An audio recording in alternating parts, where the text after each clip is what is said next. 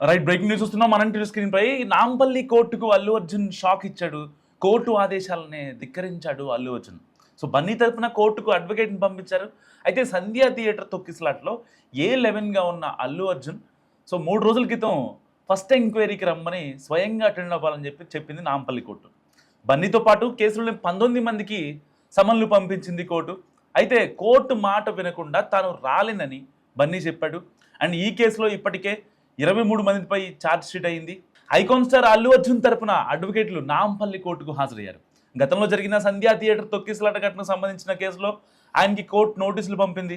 అయితే ప్రస్తుతం ఆయన సినిమా షూటింగ్లో బిజీ షెడ్యూల్లో ఉన్న కారణంగా కోర్టుకు నేరుగా రాలేకపోతున్నానని, వర్చువల్గా అటెండ్ అవుతానని ఆయన అడిగారు. సో దానికి కూడా కోర్టు రిజెక్ట్ చేసింది. ఎట్టి పరిస్థితుల్లో స్వయంగా ఆయనే హాజరవ్వాలని ఆయన చెప్పడంతో అల్లు అర్జున్ తరపున న్యాయవాదులు కోర్టును ఆశ్రయించారు. కానీ ఈ విజ్ఞప్తిని నాంపల్లి కోర్టు తోసిపుచ్చింది. ఖచ్చితంగా వ్యక్తిగతంగానే రావాలని చెప్పిన నాంపల్లి కోర్టుకి ఒక రకంగా అల్లు అర్జున్ షాక్ ఇచ్చాడు. తన షూటింగ్కి విరామం ఇచ్చి నేరుగా నాంపల్లి కోర్టుకి బయలుదేరాలనుకున్న సమయంలో సరిగ్గా అడ్వకేట్లు ఇచ్చిన సూచనతో ఆయన అడ్వకేట్లు మాత్రమే పంపించారు. సో ఈ నేపథ్యంలో నాంపల్లి కోర్టు పరిసర ప్రాంతంలో భారీగా భద్రత ఏర్పాటు చేశారు. అయితే సంధ్యా థియేటర్ ఇష్యూ 2024లో పుష్ప 2 రిలీజ్ అయినప్పుడు అయితే ఆ యొక్క కోలాహలంలో ఒక యువతి చనిపోయింది. సో దాని తర్వాత దాదాపుగా 2 ఏళ్ల నుంచి ఆ చిన్నారి ఆల్మోస్ట్ కోమాలోనే ఉన్నారు. సో అతని బ్యాంక్ అకౌంట్లో ఫిక్స్డ్ డిపాజిట్లు చేశారు. దాని తర్వాత వాళ్ళు నిజంగా మెంటల్గా ఫిజికల్గా చాలా ఇబ్బంది పడ్డారు. వాళ్ళ నానే అన్నీ తానే ఆ చిన్నారికి ఇటు వైద్య ఖర్చులు కావచ్చు, ఇటు ఇంట్లోనే వైద్యం కావచ్చు, దాదాపుగా ఒక 7-8 నెలల పాటు ఆయన అక్కడే ఉన్నారు. సో దాని తర్వాత వాళ్ళు భరించలేక ఒక్కసారిగా ఇంకా అంటే దాతల్ని కొంతమందితో మాట్లాడారు, ఫండ్ రైజ్లు చేశారు. సో వాళ్ళ స్తోమత సరిపోక ఇంటికే తెచ్చుకున్నారన్నమాట. సో ఇలాంటి నేపథ్యంలో అల్లు అర్జున్ ఇప్పటిదాకైతే ఆ చిన్నారిని పరామర్శించలేదు. కోర్టు ఆదేశాలు కూడా ఉన్నాయి. అండ్ దాని తర్వాత అల్లు అర్జున్ సతీమణి స్నేహారెడ్డి అండ్ వాళ్ళ మామగారు సో వీళ్ళిద్దరూ వెళ్ళి రీసెంట్గానే పరామర్శించారు. ఒక్కసారిగా నిజంగా అంటే ఏ సినిమా చరిత్రలో జరిగినటువంటి సిచ్యువేషన్ పుష్ప 2 సినిమాకి జరిగింది. సరిగ్గా డిసెంబర్ 4, 2024న పుష్ప 2 ప్రీమియర్ షో సమయంలో అభిమానులు భారీగా ఎగిసిపట్టడంతో తొక్కిసలాట జరిగింది. ఈ తొక్కిసలాటలో రేవతి అనే 39 ఏళ్ల మహిళ మృతి చెందింది. ఆమె కుమారుడు కూడా తీవ్రంగా గాయపడ్డాడు. ఇప్పటికీ స్టిల్ అతను హాస్పిటల్లోనే చికిత్స పొందుతున్నాడు. సో ఇలాంటి నేపథ్యంలో సరైన భద్రతా ఏర్పాట్లు లేకపోవడం, అనుమతి లేకుండా ఆకస్మికంగా థియేటర్కు రావడం, ఇలాంటివి మొత్తం జరిగిన తర్వాత దాదాపుగా 23 మంది మీద ఛార్జ్ షీట్ ఫైల్ చేశారు.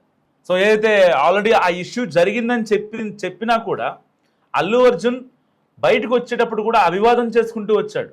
నిజంగా అంత పనికి రాదని అప్పట్లో చాలామంది నటులే కావచ్చు, పబ్లికే కావచ్చు, చాలామంది మాట్లాడారు. సో ఇలాంటి నేపథ్యంలో ఇప్పుడు షూటింగ్ నిమిత్తం ముంబైలో ఉన్నారు అల్లు అర్జున్. సో వ్యక్తిగత హాజరు నుంచి మినహాయింపు కోరుతూ పిటిషన్ దాఖలు చేశారు. మరి 3 రోజుల క్రితమే నాంపల్లి కోర్టు ఎట్టి పరిస్థితుల్లో మీరు వ్యక్తిగతంగా హాజరవ్వాలని చెప్పిన అల్లు అర్జున్ దాన్ని ఖాతరు చేయలేదు. ఒక రకంగా కోర్టుకే షాక్ ఇచ్చడం చెప్పుకోవచ్చు. సో ఏది ఏమైనా నిజంగా అంటే ఈ కోర్టులు, విచారణలు, వ్యక్తిగత మినహాయింపులు, లేకపోతే రేపొద్దున బెయిల్లు, ఆల్రెడీ ఒకరోజు ఆయన జైలు జీవితం అనుభవించారు ఈ కేసులోనే. తర్వాత ఆయన్ని A1, A2గా, ఎందుకంటే ఆల్రెడీ స్టాంపేడ్ తొక్కిసలాట జరిగినా కూడా ఆయన మళ్ళీ అభివాదం చేసుకుంటూ ఆ రోజు నైట్ ఏదైతే స్థానిక డీసీపీ వెళ్ళి స్పాట్కి వెళ్ళి అతన్ని డైరెక్ట్గా బయటికి తీసుకొచ్చిన తర్వాత కూడా అభివాదం చేస్తూ ఆయన ఫ్యాన్స్కి అభివాదం చేస్తూ కారులో రూఫ్ టాప్ ఓపెన్ చేసుకొని అందరికీ దండాలు పెట్టుకుంటూ వెళ్ళారు. దానిపై గతంలో చాలా వ్యతిరేకత ఏర్పడింది.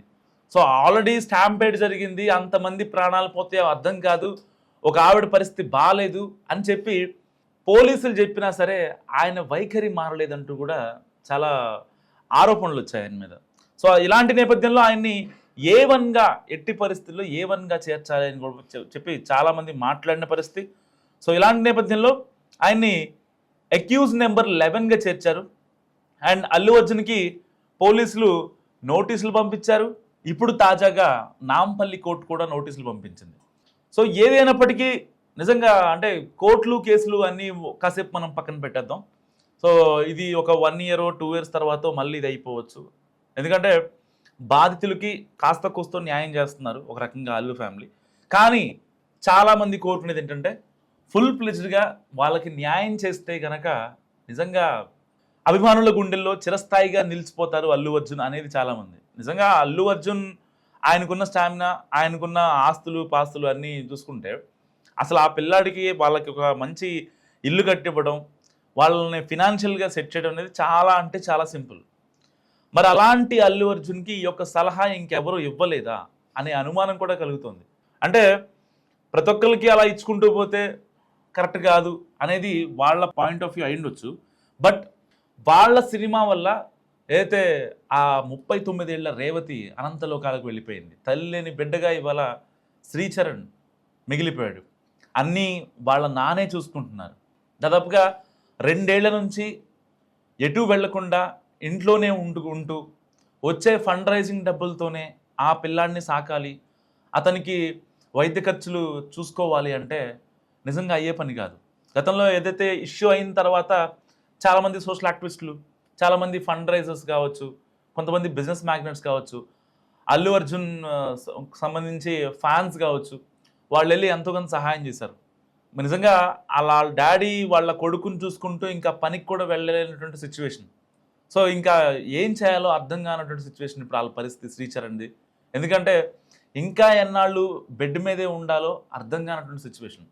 సో డబ్బులు ఇవ్వాలంటే రేపు పోతాయి. నిజంగా శ్రీచరణ్ వాళ్ళ డాడీకి ఏదో ఒక చిన్న జాబ్ ఇప్పించి తనకు ఒక కేర్ టేకర్ ఉంటే, శ్రీచరణ్కి ఒక కేర్ టేకర్ ఉంటే వాళ్ళు మళ్ళీ ఫినాన్షియల్గా గ్రో అయ్యే అవకాశం లేకపోలేదు.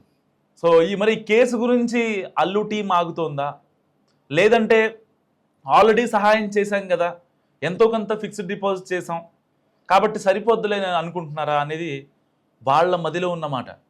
సమాజం ఏం కోరుకుంటుంది అంటే ఈ కేసు గురించి పబ్లిక్లో అప్పుడు ఏదైతే మాట్లాడినప్పుడు చాలామంది సామాన్యులు చెప్పింది ఏంటంటే అల్లు అర్జున్కి ఏం తక్కువ, బోలెడు డబ్బులు ఉన్నాయి, సో వాళ్ళ ఫ్యామిలీని సెట్ చేస్తే నిజంగా వాళ్ళ ఆత్మ శాంతిస్తుంది కదా, స్వర్గంలో ఉన్న రేవతి ఆత్మ పిల్లలు బాగున్నారు, ఫ్యామిలీ బాగుంది అని శాంతిస్తుంది కదా అని చెప్పి చాలామంది మాట్లాడుకున్న సిచ్యువేషన్.